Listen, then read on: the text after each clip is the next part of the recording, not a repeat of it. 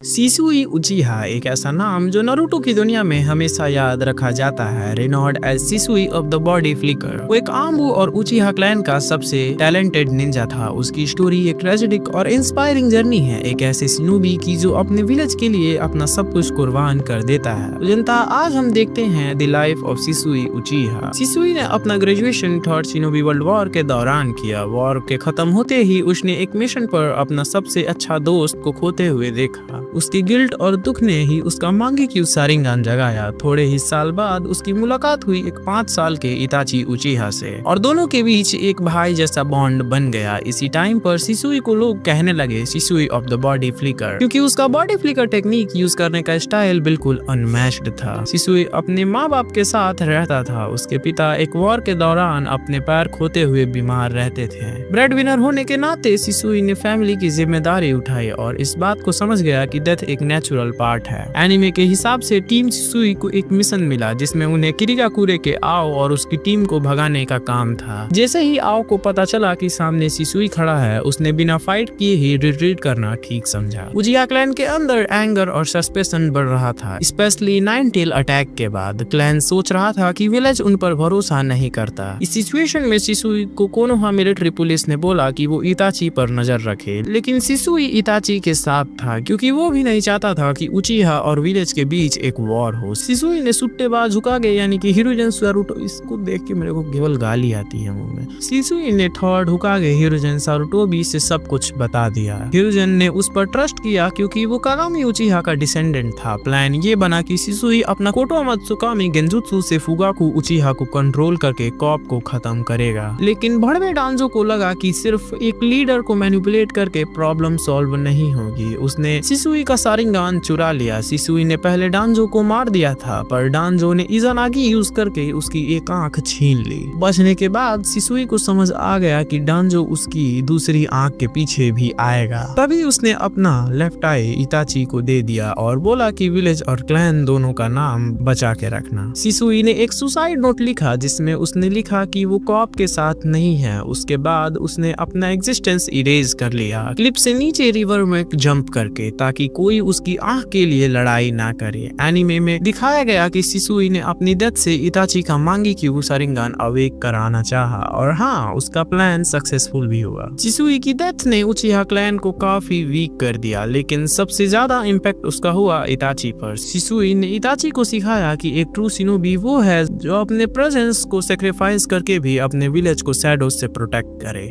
बाद में इताची ने सिसुई की लेफ्ट आई एक क्रो के अंदर सील करके नारुतो को दी, ताकि सासके कभी कोनोहा के खिलाफ गया तो उसको रोका जा सके। दोनों आईज फाइनली डिस्ट्रॉय हो गई, एक डांजो के मरने के टाइम और दूसरी इताची ने क्रो के साथ खत्म कर दिया। सिसुई हम्बल, कॉम्पैशनेट और डाउन टू अर्थ निंजा था। उसने हमेशा पीस और सेक्रीफाइस को इम्पोर्टेंस दी। इताची के लिए वो एक बड़े भाई जैसा था। वो अपनी क्लैन से डिवोटेड था, पर उसका प्यार कोनोहा के लिए और भी ज्यादा था और इसी डिवोशन ने उसे एक रियल हीरो बनाया। एक ऐसा हीरो जो अपनी डेथ के बाद भी नारुतो के वर्ल्ड को इन्फ्लुएंस करता है। ये थी कहानी सिसुई उचिहा की मेरी जुबानी, एक ऐसे निंजा की जो शैडोज में रह के भी हमेशा अपने विलेज को प्रोटेक्ट करता रहा। और अगर आपको ये जानना है कि अगर नारुतो खुद पावर हंग्री हो जाता तो क्या होता, तो मेरी पिछली वीडियो जरूर चेक करो, लिंक इन डिस्क्रिप्शन। और हाँ, टेक केयर लेजेंड्स।